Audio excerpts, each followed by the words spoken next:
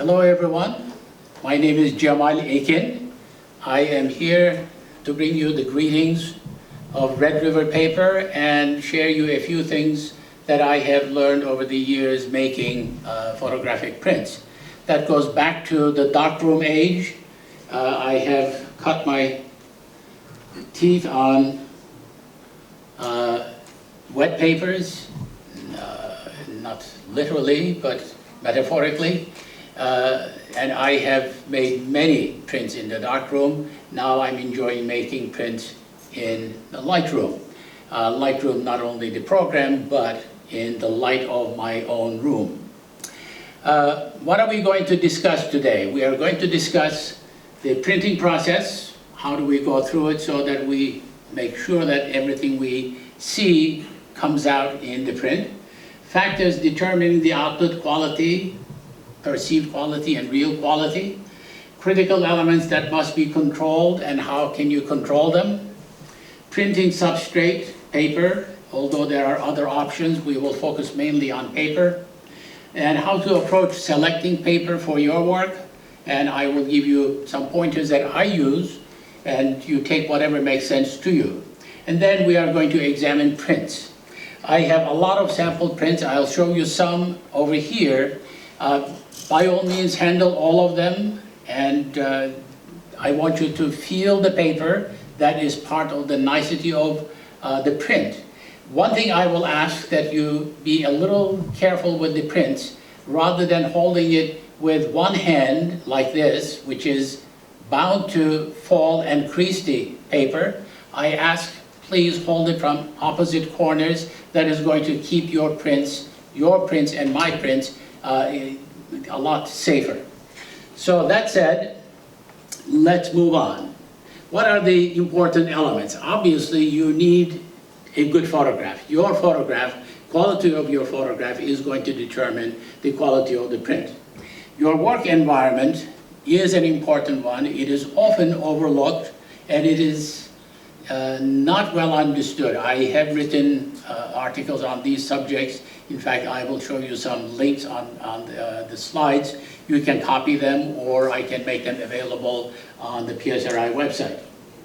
Monitor calibration for color and brightness. Oftentimes, people are concerned with just color calibration, and they are not actually paying enough attention to the brightness of their monitor, and that may result in too bright or too dark prints, depending on how your monitor is calibrated. Proper workflow, color managed workflow, all the way from intake to the print. It has to be totally under your control. Proper paper printer profile selection and use. How do you select and use them? Making sure that the printers are maintained properly, nozzles are clean, there are no obstructions on the paper path. I'll show you some examples. Choosing the right surface that you're printing on. It's important that printer and software knows what you're printing on so that they spray the right amount of ink. And correct paper feed, and then you need to pay attention to print viewing light. Looking at it next to your monitor probably is not a good idea because there isn't enough light unless you have a dedicated light source next to your monitor to view them. And then you adjust your expectations. What can you reasonably expect to see in print after seeing an image on the screen? Typically, you look at an image like this on the screen, say, oh, that's great, I'm going to make a great print out of that. And it goes through the software, Lightroom, Photoshop, whatever, and then you use a driver to send it to the printer, and then the printer sprays the ink on some substrate, some kind of paper, and you look at it under some light, and it looks coyote ugly. Because there are so many things that can go wrong in every single step. If you are not in 100% control of every single step, you may look at this on the screen, you will see this in the print. It's not the fault of any one part, it could be any part. So you need to keep that in mind. We deal with RGB colors on the monitor. All the images we edit in Photoshop, in Lightroom, or any other software are displayed on RGB. This is an additive color model. In other words, by adding red, green, and blue, we make up other colors. If you add all of them together, you end up with white. That's how it goes. If you don't show any of them, you end up with black. So that's how the monitor colors are made. Now, surroundings affect how we perceive color and consequently how we adjust color. Now look at these colors and look at these colors. Do you see any difference in the RGB blocks between the two? This one, or this one? The green surroundings here probably make green less bright and red stronger because they are complementary colors. In fact, there's a particular relationship between red and green called simultaneous contrast. They increase the richness of each other. So you need to pay attention to where you work, what your surroundings are. We also need to agree on how we identify colors. The color language we use in our daily lives is very loose. If you look at the following 4 blocks, and any one of them we call red. In fact, we may say, well, they're all red. But in reality, this is the real red. But to eliminate the confusion by using an ambiguous word like red, if I choose numbers on each block and refer to the paint can, let's say, paint the walls with number 2 red or number 2 color, there is no confusion. This is one reason why Photoshop, Lightroom, and any other software that you may use uses numbers to identify colors. They don't know what red is. They know the number of the color that we call red. So you need to understand the composition of the colors that you are dealing with so that when you adjust them, when you edit them, you are going to increase or decrease certain particular components of the color to change the way it looks. Then you have the software. You may use Photoshop, you may use Lightroom, you may use Affinity, you may use some Mac-specific software, some Windows-specific software. It doesn't really matter. The question is, how much color can it understand and can it use? It's just a matter of ability to understand color, speak color language, and be able to use certain amount of colors. The less the color it uses, the less precise the software it becomes. Now, how many of you have even attempted editing your images in Windows Paint? Good. Nobody. Because it is extremely limited piece of software. It doesn't understand color gamut, it doesn't understand color space, etc. So that's good enough to type a few for sale posters to put on the neighborhood. Although most of the time you deal in RGB color space,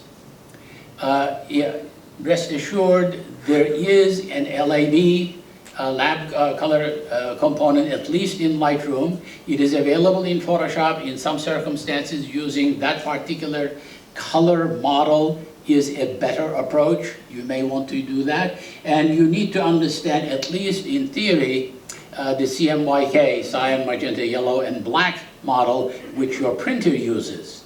So there needs to be an understanding of different color models, and your software needs to speak at least RGB and CMYK. If it speaks LAB, that's even better. In fact, Lightroom internally uses the LAB color space. Externally, it displays it in modified sRGB. The color space they use, they call Melissa. It's named after one of the people working on the project. And how much color can it define and use? Color gamut. And I'm going to show you examples and why color gamut is important. And does it use color management? Can I pick the output device and the output substrate and then properly output my image on it? The reason the software that you are using, Photoshop, Lightroom, Affinity, or anything like that, has become popular because it can do all of these. If it doesn't do it, it goes by the wayside. And also, does it allow non-destructive editing, like using layers in Photoshop or instructions in Lightroom? Printer is essentially a very precise spray can. It just sprays ink instead of spraying paint anywhere.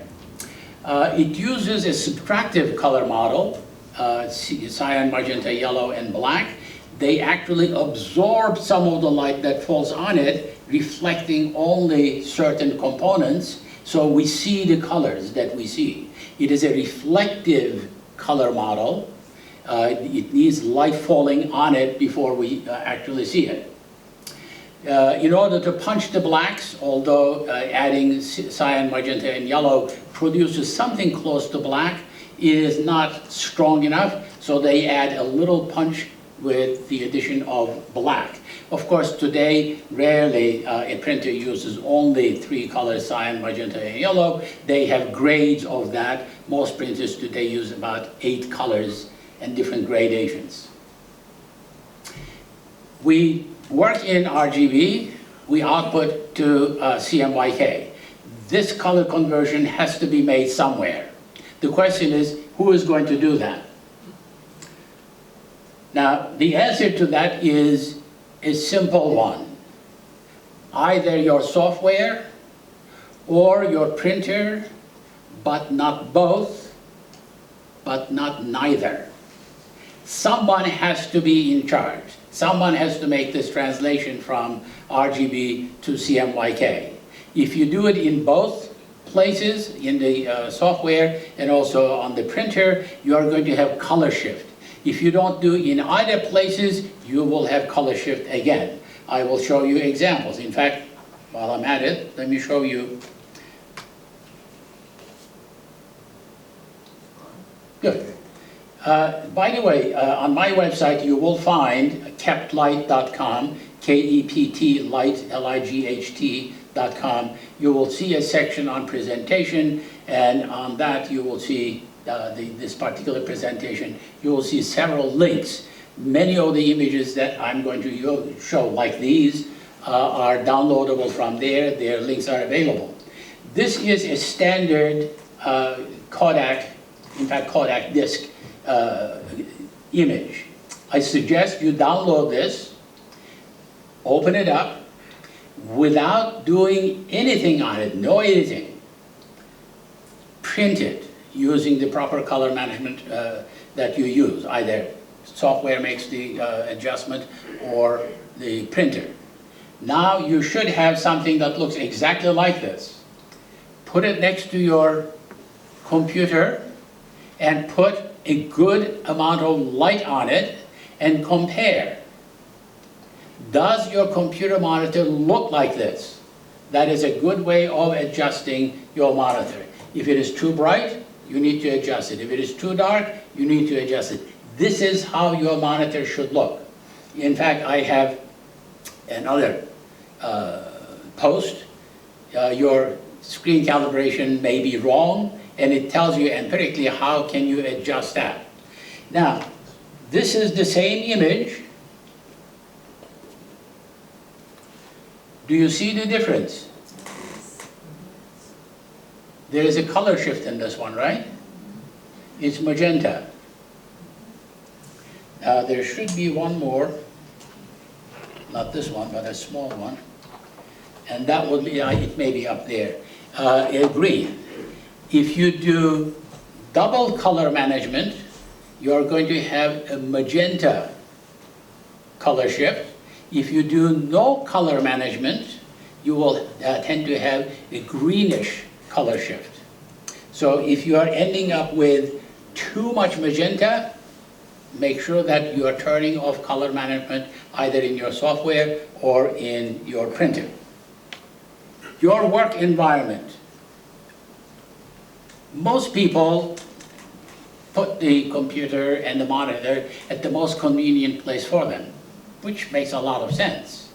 And they also consider, well, when I get bored, I want to look out and see the yard. And there's nice flowers out there, and I see the sunlight. That is a disastrous work environment for you. Because what you see on the monitor is going to be strongly influenced what is around it, coming from the windows. If possible, do not put your monitor close to a window, nor allow any window light fall on the monitor. If possible, do not paint your walls with any fancy colors. I like green, let me make my walls green, or red, or pink, or purple, whatever you want. That is going to change how you perceive the colors on the screen. Now, if your wall is already painted, I'm not suggesting you go out and paint the entire wall to a different color. Ideally, it should be neutral gray color. In fact, I know two people who followed my advice and did that. One is over here sitting, Frank, and his room is exactly what I'm describing to you, and Jim Turner, who is not here today. If you cannot change the color, I suggest that you get some black foam core, put some blocks of it around your monitor, so at least immediately surrounding the monitor, you have some neutral color. Don't let the external light affect your perception of the color and brightness of the monitor. That's actually quite disastrous.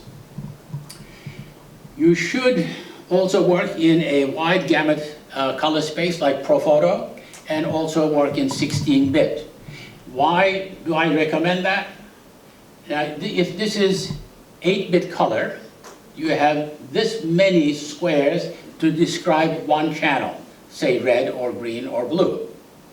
Now, if you take this and put it aside, and if you have 16-bit color, you have this many more in each of these squares. In 8-bit, you can use about 256 shades of that color. With the 16-bit, it is 65,000 shades of that color. Do I need to say any more? So it should be obvious. And why wide gamut? Would you rather paint with this box of crayons, this box of crayons, or this box of crayons? Clearly, this box has a lot more color that you can use. That is the idea of wide gamut. You have more color range that you can use.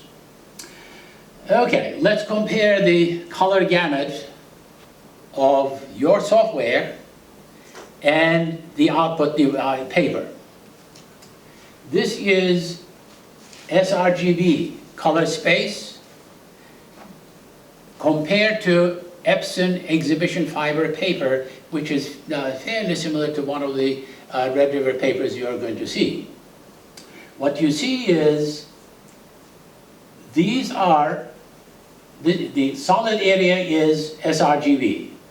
The drawn areas are Epson exhibition fiber. It can accommodate this much more greenish shades, this much more orange and yellow, and there's some more on the other side. And you are not seeing it, and you are not outputting it. It's very simple.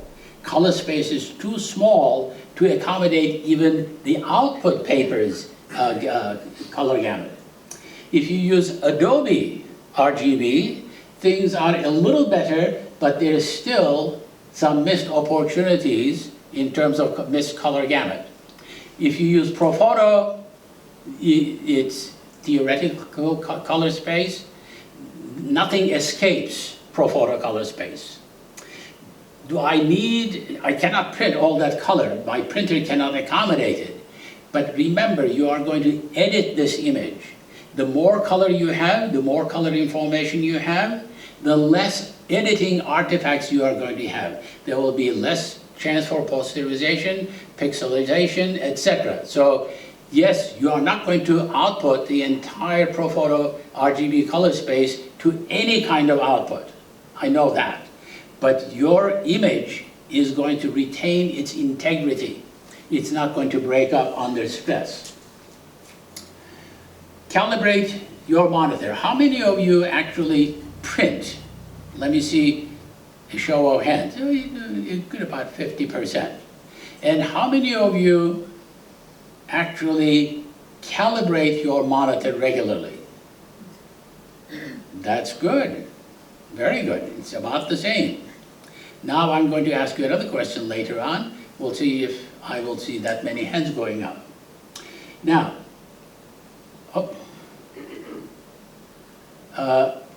there are many devices. Use anything that makes sense to you. Use anything that works.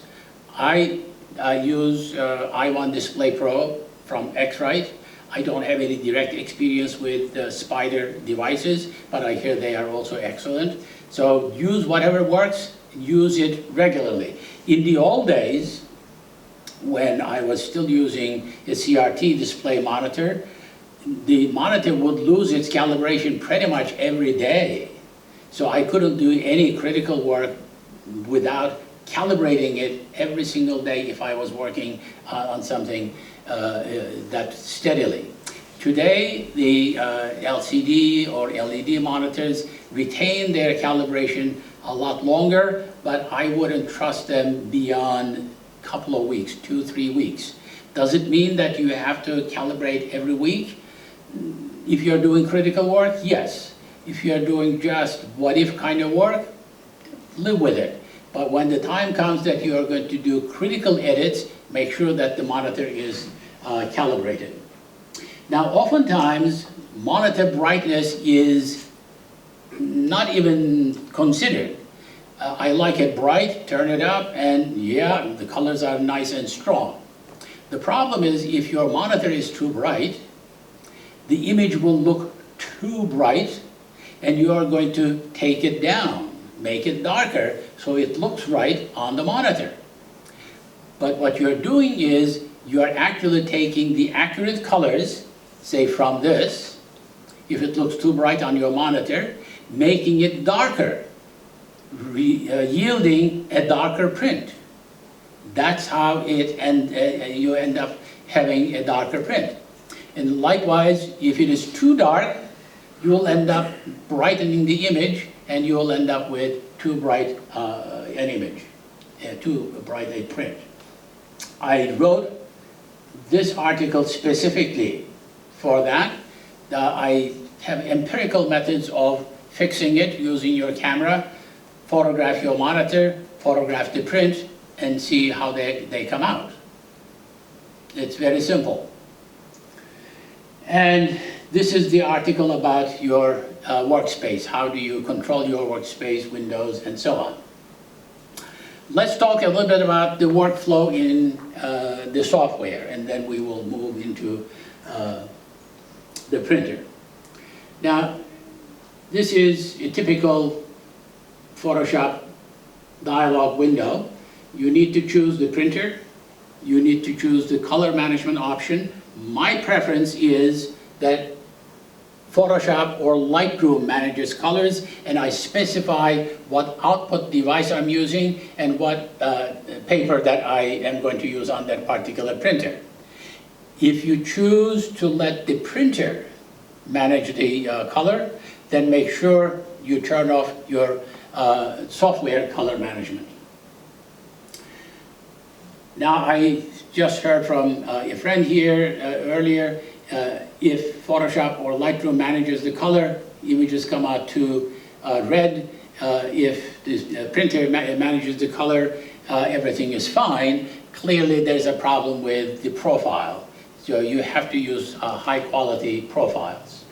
And choose the rendering intent. Rendering intent refers to how auto-gamut colors are going to be adjusted. If all the colors are in gamut here, there is one out that is out of the color gamut of the printer and the paper you're using. If you use perceptual, the software will make adjustments. It will move things, and it will make sure that everything is in the color gamut, retaining their relative, retaining their perceptual values. Relative adjustment will maintain their relative positions. Something is going to clip if it is out of gamut. The question is, what is going to happen to the other colors in the meantime? There is no hard, fast rule which one is better. If your color is not coming out right, try the other option. If you print it with relative colorimetric, switch and choose perceptual and see if that makes any difference. Perceptual seem to yield better skin tones. Relative colorimetric seems to produce better landscapes. But this is not a rule, this is the rule of thumb. Okay, then we go to the print settings. We are in the Lightroom now. The essential procedure is the same. You choose how do you do that. One thing that Lightroom does better than Photoshop, it scales the image on the fly and resolution depends on it. Whereas in Photoshop, you have to scale the image before you actually send it to the printer. So there is no print resolution here because it's going to decide what print resolution it should use. I suggest you let Lightroom choose this rather than specifying a print resolution. Otherwise, it has to scale the image rather than adjusting the print resolution. Its print sharpening is quite good. It is actually borrowed and I think licensed from Pixel Genius, which recently made its sharpening tools and all the other plugins freely available. I think I informed everyone I know you can still download it from their website. Make sure that the proper paper and the printer is selected and the right paper surface is selected, glossy. Now we go to the printer adjustments. The important thing here is to turn off the printer color management. I'm showing you one printer. Your printer may look different. In fact, different printers in the same brand may look different too. But somewhere there is an option that allows you to have off, no color adjustment. And sometimes you may need to hit a radio button custom before this appears that you can choose. So look around and find how you can turn off the color management. All right, we are going to make sure that we select the proper paper type because the printer needs to know what kind of surface it is going to spray the ink on. Some papers can take more ink, some papers need more ink, some papers can only take so much ink before they actually start degrading the print quality. It is important that you choose the proper feed method, either front feed for heavier paper, art paper, or paper feed for regular paper like premium luster, etc. Or roll paper if you are using that. If the paper is too thick, you may actually scratch the surface of the paper, destroying the output that you are creating. And if you are going to use this setup, this particular paper quite a bit, you may want to save these settings, so next time you come back, you simply choose this paper, everything automatically reverts back to the correct settings. Back in Photoshop, make sure everything is still accurate, still proper workflow, and click on print and let it rip. Now, So far we talked about the printing workflow in the software. We can do a variety of things. Different software, different devices, and so on. When was the last time anyone asked you what kind of ink you use? If you buy a particular printer, you are going to stick with the ink made for it. Some people fill their own, some people use, I'm not that good. I don't want to be expert in that because it's a costly mistake. I know several people who ruined their printers saving on ink. So I use the ink made for my paper by the manufacturer, knowing that I may be paying a lot more than I should. I'm happy for that. But when it comes to paper, we have tons of choices. People, they may ask me, what kind of paper is this? Which is a very sensible question, reasonable question. It may come from the printer manufacturer, it may come from third party, it may be big names like Hanemule. You see, it sounds important. Truth be told, Epson doesn't make papers, nor does Canon. They buy their papers made for them at certain paper mills. And Red River is one such company. They buy paper in bulk and size it, cut it, and box it and sell it to you. So some of these papers, they wouldn't tell me, I asked specifically, they wouldn't tell me where they buy it. They buy it from similar manufacturers.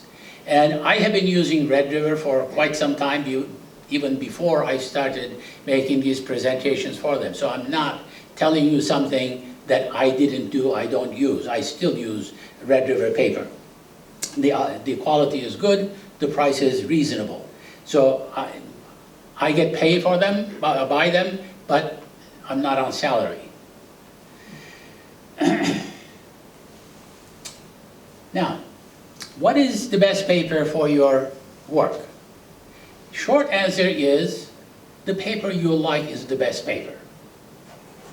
Now, how do you know what paper is the one you like? Well, you try different papers, buy small sizes and small quantities, print different images on different papers, and see which one is coming out better. Some like matte surfaces, some like glossy surfaces, some like textures, some like smooth. It all depends on personal choices. Keep this in mind. Using quote-unquote better paper doesn't make your photograph any better than it is. It doesn't add any stature. And also, I put it here at the bottom on purpose, Ansel Adams, most of the time, used glossy paper, air-dried. That was his favorite. And my feeling is, if it is good for Ansel and Edward Weston, it's good enough for me. I tend to lean more towards the glossy papers. By glossy, I don't mean shiny glossy, but any paper that is classified as glossy. This is glossy, this is glossy, so is this, okay? It's the surface definition. We need to understand what they mean. We can look at the papers based on their base or their coating. Different papers, although we call them papers, they may not be actually paper, they may be resin, RC papers. RC papers, rag papers. You'll see examples of both here. This one that I was holding in my hand, metallic paper, that is an RC paper, and there are quite a few rag papers that you're going to see. Glossy and matte. Again, it's a relative term. Glossy has a lot more surface reflectivity. Matte papers have less surface reflectivity. Some people say matte papers have no reflection. Well, if they have no reflection, you cannot see anything. They have to reflect the light back so you can see it. They only reflect the color or the tone information rather than the surface information. That's what makes them matte paper. And the finish may be gloss, luster, or vellum or velvet, depending on how they finish it. You can take a glossy paper, add a little texture to it, it becomes luster. You take a matte paper and cold press it, it becomes velvet. Hot press it, it becomes vellum. So these are terms that they use. You need to touch and feel and learn the name of the paper rather than really get carried away by the categories of paper. RC papers tend to be shiny, glossy, and they also come in semi-matte and luster, but they are rarely matte because of the substrate they use. Matte papers are coated with no secondary reflectivity, and I mentioned the rest before. There are some specialty papers like metallic, I'm going to show you examples, transparency, which I don't have any, or vellum, but I have metal base, and I also have canvas examples, so I'll show you some of those. By the way, given the choice, would you prefer to use canvas paper because it will look more painterly? I personally don't like my images to be called painterly. I'm not a frustrated painter. I'm a photographer. So don't flatter me by saying my pictures look like paintings. I would like them to look like photographs, photographic prints. Okay, the thickness. Different papers have different thicknesses. You need to know the maximum thickness your paper can accommodate. There is an adjustment, platen gap, that many printers allow you to adjust, but not all of them do. Make sure that you don't use a thicker paper than your paper can accommodate. Brightness and whiteness. Brightness refers to the reflectivity of the surface. Whiteness refers to the tint on the paper. Some, you will see examples, you put them side by side, one will look a little warmer than the other. The other is whiter than the other one. So that's the difference. And sometimes they add optical brightness to make things a little punchier, a little brighter. The downside of that is optical brightness tend to be fugitive.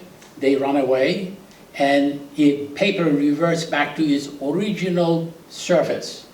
That doesn't mean your image is going to fade. It doesn't mean ink is going to fade. Simply the paper brightness may eventually go away, especially if it is not protected well.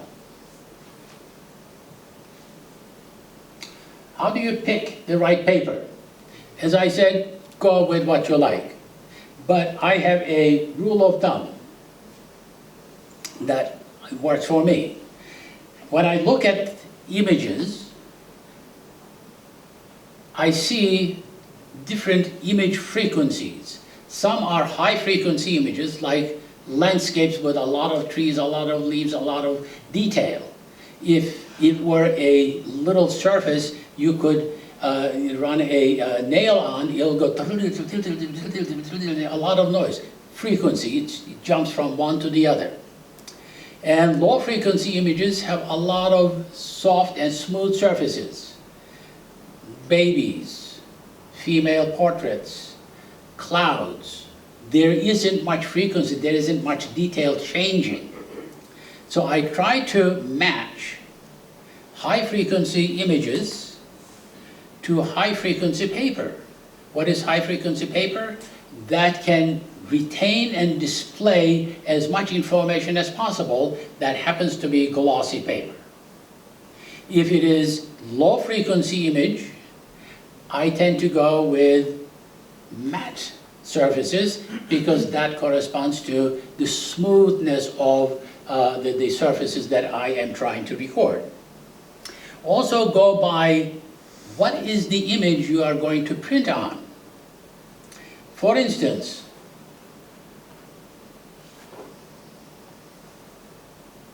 this is highly gloss surface. So is the water. It doesn't get any glossier than water, right? So I chose metallic paper for it. It is highly, in my opinion, you may disagree with it, I'm telling you, my choice for this image would be high gloss paper because it goes with the surface that I am displaying. Likewise, the same surface, water surface. Can you see this? Okay. And a couple of years ago, we went to Newport Auto Museum, Audrain, and there is this Tucker car painted in metallic paint. Why wouldn't I print this on metallic paper? It's ideal for that. And in the same museum again, it's an old Pontiac, a highly polished surface. And I want to retain that high polished surface feeling. I also do experimental photography. I create some concepts. This is called, this is one emu egg. And I photographed it and I decided to present it in some surreal conditions. This is called emu rising. It is like my tipping my hat to the movie 2001, where the monolith rises suddenly. It's one of my favorite movies. Again, because it is a surreal image, I decided to print it on a surreal metallic surface. This is also the same egg. It's not photoshopped. I decided to use the same. Now, I have a lot of flower photographs, and here's calla lilies I photographed in the den. There's nothing special, lighting, etc. It was just right. And I wanted to retain the look and feel of the softness of their surface. It's like low frequency image. This is not as high gloss, but I also wanted to retain as much Dmax, dynamic range, from black to white. So I chose this paper, which compares to this one. You may like one over the other. What is your preference, the one on the right or the left? Some will like right, some. Well, this happens to be canvas. And this may have a different feel to it. This is San Gabriel fiber, and it has a little richer Dmax. It can accommodate better dynamic range. One day I went to the Providence Place Mall, and I was waiting for Jan, my wife, and I said, let me take some pictures. I walked into some stores. Can I take some pictures? They said, sure. So I found images like this. It's nothing more than their arranged merchandise. The soft surface, again, wanted me to display them on this little, not totally matte, but not gloss paper either. Technically, for printing purposes, this has a glossy surface, but it is not ferrotyped glossy like the metallic paper. Can you identify what this is? It's a photograph. Okay, it is something that you know, but you probably haven't seen it this big and this close. It's an amaryllis flower petal.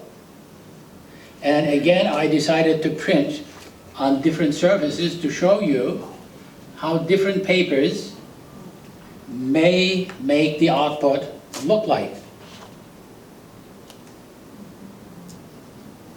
I will put them all on the table for your examination. Again, you may like one over the other for a variety of purposes. One is not better than the other universally. It depends who the person is, what your preferences are, etc. This was from a series that I did with someone at Festival Ballet called Ballet Off Stage. We envisioned how different characters from ballets would appear if they were in real life. This is from a ballet where she is actually a ghost. So she had to appear ghostly. This was photographed in mid-afternoon, but I made her look like a ghost. And I have, oh, I found the other image. Now let me show you. I don't know if you can see the defect on this one from that distance. You can, right? I told you I'm an expert. I made that mistake too. I didn't adjust the paper thickness. As it printed, it scraped some print. So you have to pay attention to that. Again, when you look at them up close, you will have a different feel for the image. And this one is from a series that I was experimenting with. Bring the photograph borderline etching without making it totally go on that side. Remain still photographic. And I had to choose a paper that is going to retain that crunched and edgy feeling of the image, and this paper did that for me for that idea that I had. The ripples on the bay kind of matched the ripples on the paper for me. This is matching the surface to the surface again. This time it is not the glossiness of the surface, but the ripples on the surface. And here's the missing paper that I was looking for. You remember the others? Does this look greenish? It is again poor color management. Now, continuing on, different papers cost different amounts of money. What is your budget? Don't try to print something on extremely expensive paper then have no way to print the rest. Okay? Allocate your budget so everything is on decent, good quality paper, whatever that may be. What paper size do you need? Do you need roll paper? Do you need very wide paper? And how fade resistant does it have to be? Does it have to be 100 years expected life or more? Of course, for everything that I counted, you will pay more money. If you need that, by all means, go get it. And also, are you going to put it behind glass, or is it going to be handheld? I have some photographs that I present as folios. They are meant to be held and enjoyed this close with no glass.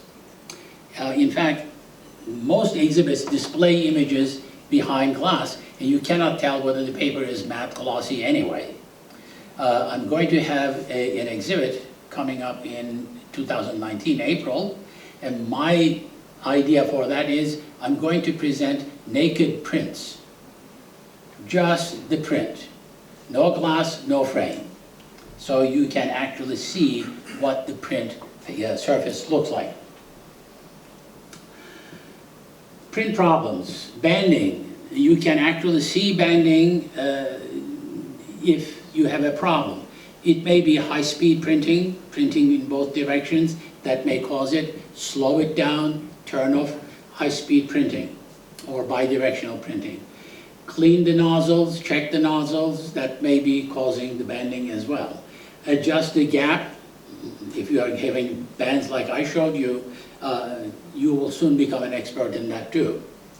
If you cannot adjust the gap, use a thinner paper. Don't try to squeeze the thick paper through the printer that is not accommodating that to begin with. If the ink is beading, you print it on the wrong side of the paper. How do I know that? I'm an expert, remember? I did that too. All right, pale colors. You chose the wrong paper, or wrong profile, or paper characteristics are such that you are not going to get anything stronger unless you adjust the image for this particular surface. Poor or no monitor calibration. Shame on you. Do it. There's a color cast, magenta light. It's double color managed. Green light, no color management. Partial image printed, you chose the wrong paper size. I know that because I did that too. All right. You need to adjust your expectations. There is Akin's rule number 1. There will be no ideal print on the first try. Akin rules number 2. Nobody can change rule number 1. It's as simple as that. And I have said all of these before, and you know most of it by heart by now. And one thing that often ignored is viewing illumination. What do you use to view your images with? Here I had the LED light. It was handy, I use that. But at home, I use these lights. Hot light, it's inexpensive. It's not the ideal, but it is good enough for most practical purposes. I bought 3 of these. I have them all over the house. They are $100 or less. The light is daylight quality. I know it has some spikes. How do you know your light is of good quality? There is this handy instrument. Do you see bands on it? Yeah, that means this light is not good for viewing prints. Let me turn this light. Do you see bands on it? You don't. This light is good for that. It is called Kodak Color Viewing Light Selector. It's Kodak. I don't know if it is still available. I was lucky that printmakers gave this to me many years ago. I still thank them every time I use it. If you can find it, get a hold of it. It's going to help you to choose the right illuminant for your print viewing. All right. And at this point, I'm going to say the printer's prayer. May your prints have the best gamut and shine with the best DMAX. And thank you for your attention.